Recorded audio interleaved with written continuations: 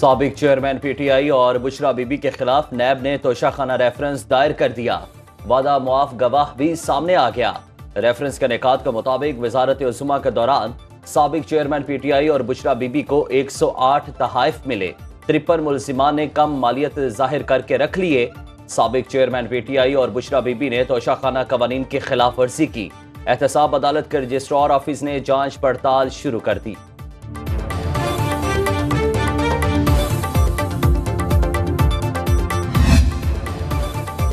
سابق سربراہ P T I نے فرد جرم سمیت سائفر کیس کی اب تک کی تمام کارروائی اسلام آباد ہائی کورٹ میں چیلنج کر دی۔ درخواست اعتراضات کے ساتھ آج سماعت کے لیے مقرر جسٹس گل حسن اورنگزیب کیس سنیں گے۔ درخواست گزار کی سائفر کیس کی کارروائی کو غیر قانونی قرار دے کر کیس خارج کرنے کی استدعا۔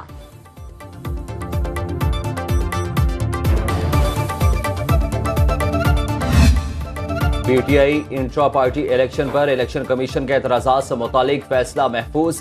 تحریک انصاف کے وکیل علی ظفر کے دلائل مکمل۔ الیکشن کمیشن سے فیصلہ جلد کرنے کی استدعا۔ دوران سماعت کہا، الیکشن کمیشن کا کام باریکیوں میں جانا نہیں، یہ دیکھنا ہے انتخابات ہوئے یا نہیں۔ قانون کے مطابق انتخابات کے رولز کی کاپی کمیشن میں جمع کرانا ضروری نہیں۔ چیف الیکشن کمشنر نے کہا کہ ہم نے دوسری جماعتوں کے الیکشن پر بھی اعتراضات اٹھائے، ابھی وقت نہیں ورنہ آپ کو دکھاتے۔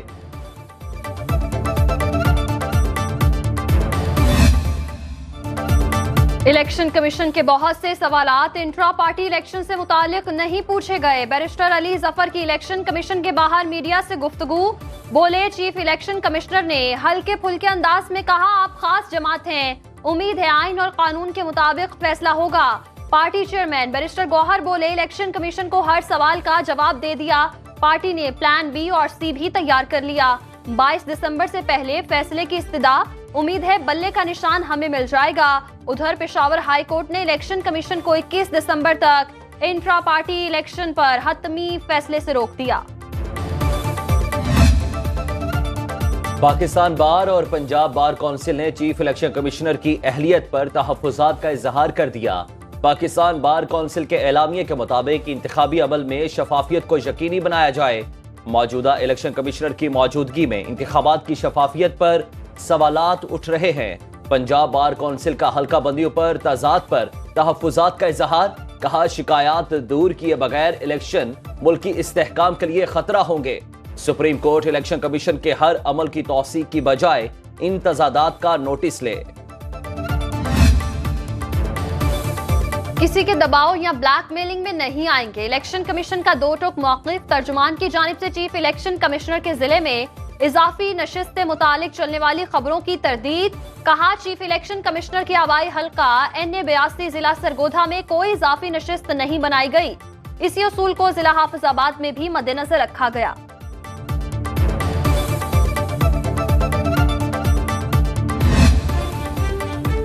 توہین الیکشن کمیشن کیس کی اڈیالہ جیل راولپنڈی میں سماعت۔ سابق چیئرمین تحریک انصاف اور فواد چودھری پر فرد جرم عائد نہ ہو سکی۔ نثار دورانی کی سربراہی میں 4 رکنی کمیشن نے کیس سنا۔ آئندہ سماعت 27 دسمبر کو ہوگی۔ دوسری جانب انسداد دہشت گردی لاہور میں 9 مئی جلاؤ گھیراؤ کے 6 مقدمات کی سماعت۔ پی ٹی آئی رہنما شاہ محمود قریشی کی عبوری ضمانتیں بحال کرنے کی درخواست خارج۔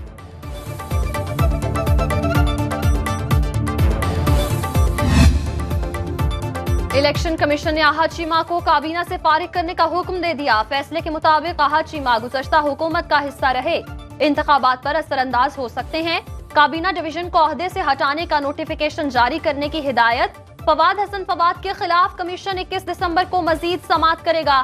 دونوں کابینہ ممبران کے ماضی میں حکومت سے وابستہ رہنے پر الیکشن کمیشن میں درخواست دائر کی گئی تھی۔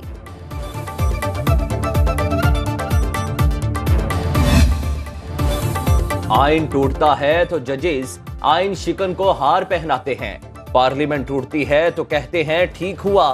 نواز شریف کا پارٹی کے پارلیمانی بورڈ میں ٹکٹ کے حصول کے لیے آنے والے امیدواروں سے خطاب، کہا 2018 کے انتخابات میں انجینئرنگ کی گئی، سلیکٹڈ بندے کو صرف 4 ووٹوں کی برتری سے وزیر اعظم بنایا گیا۔ 2017 میں ملک اچھا چل رہا تھا، ہمارے 4 سال میں ڈالر کی مجال نہیں تھی جو 104 سے ادھر ادھر ہوتا۔ سلیکٹڈ کے آتے ہی ڈالر کو پر لگ گئے اور شرح نمو 0 پر آ گئی۔ سازش نہ کی جاتی تو پاکستان ایشین ٹائیگر بن گیا ہوتا. سبز پاسپورٹ کی عزت اور نئے پاکستان کا خواب ایک سبز باغ تھا. بانی پیپلز پارٹی کا عدالتی قتل لاہور ہائی کورٹ میں ہوا. آج تک اسے کرائم سین کے طور پر دیکھا جاتا ہے. ہماری 2 نسلیں انصاف کے لیے یہاں آتی رہیں. امید ہے جج صاحبان اپنے فیصلے سے خون کے داغ دھوئیں گے. بلاول بھٹو کا لاہور میں آئین کی گولڈن جوبلی تقریب سے خطاب. بولے چیف جسٹس قاضی فائز عیسیٰ کا شکریہ. توقع ہے آئندہ کسی وزیر اعظم سے ایسا نہ ہوگا, چاہے وزیر اعظم کسی بھی پارٹی سے کیوں نہ ہو. سابق چیئرمین تحریک انصاف نے نفرت کی سیاست کو فروغ دیا. ہمیں پرانی روایتی سیاست کو دفن کرنا ہوگا. پرانی سیاست کریں گے تو جو بھی وزیر اعظم بنے گا ملک نہیں چلے گا. پیپلز پارٹی اور اے این پی میں سیٹ ایڈجسٹمنٹ کا معاملہ طے پا گیا. کل دعائے خیر کی جائے گی. پی پی ذرائع کے مطابق پشاور, مردان, چارسدہ, لوئر اور اپر دیر, مالاکنڈ, سوات میں سیٹ ایڈجسٹمنٹ کی جائے گی. بلاول بھٹو کو آگاہ کر دیا گیا. اگلے مرحلے میں جے یو آئی سے بات ہوگی. بلاول بھٹو کے لیے لاڑکانہ سے کاغذات نامزدگی حاصل کر لیے گئے.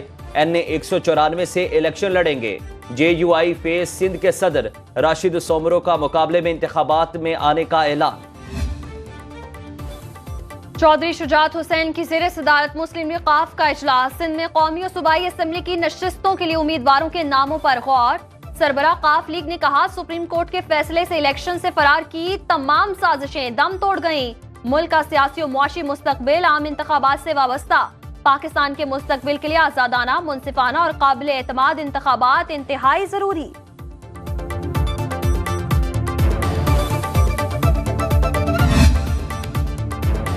بلوچستان عوامی پارٹی میں ٹکٹس کی تقسیم پر شدید اختلافات.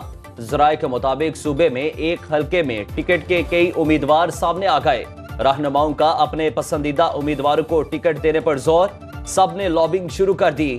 قیادت کا اختلافات ختم کرانے کے لیے جلد ہنگامی اجلاس بلانے پر غور.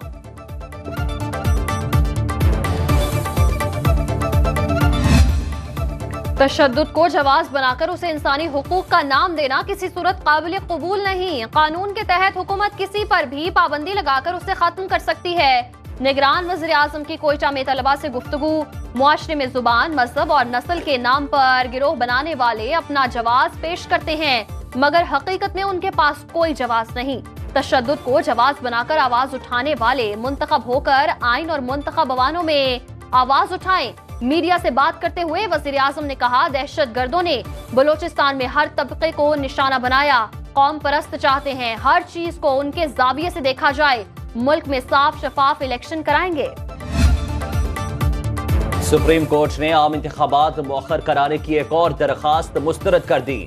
درخواست گزار سے مخاطب ہوتے ہوئے قائم مقام چیف جسٹس سردار طارق مسعود نے کہا کہ الیکشن کی تاریخ کے بعد ملک میں کچھ استحکام آیا.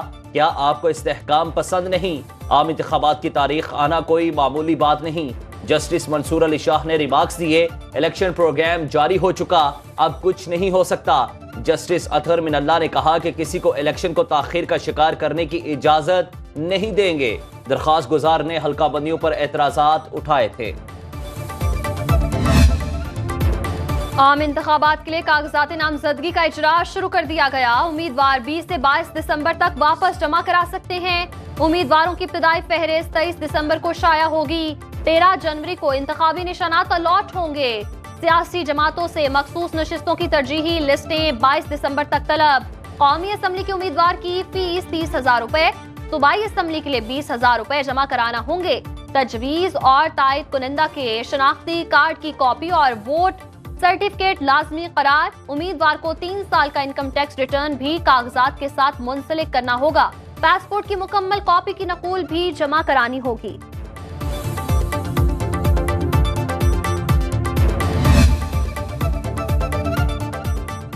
پاک امریکہ عسکری تعلقات میں نئی جہد. آرمی چیف کا امریکی سینٹرل کمانڈ ہیڈ کوارٹرز کا دورہ. جنرل سید عاصم منیر کی کمانڈر کام سے ملاقات. باہمی دلچسپی اور علاقائی سیکیورٹی امور میں تعاون پر تبادلہ خیال. آئی ایس پی آر کے مطابق فوجی تربیتی امور بھی زیر غور آئے. سپہ سالار نے سینٹ کام جوائنٹ آپریشن سینٹر کا بھی دورہ کیا.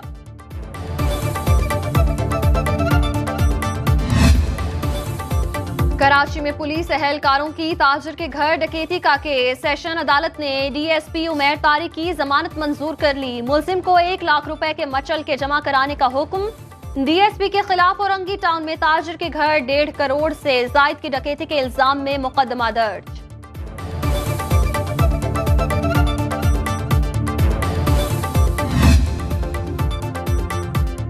गुलकार आतिफ असलम एक मरतबा फिर एफबीआर के रेडार पर आ गए।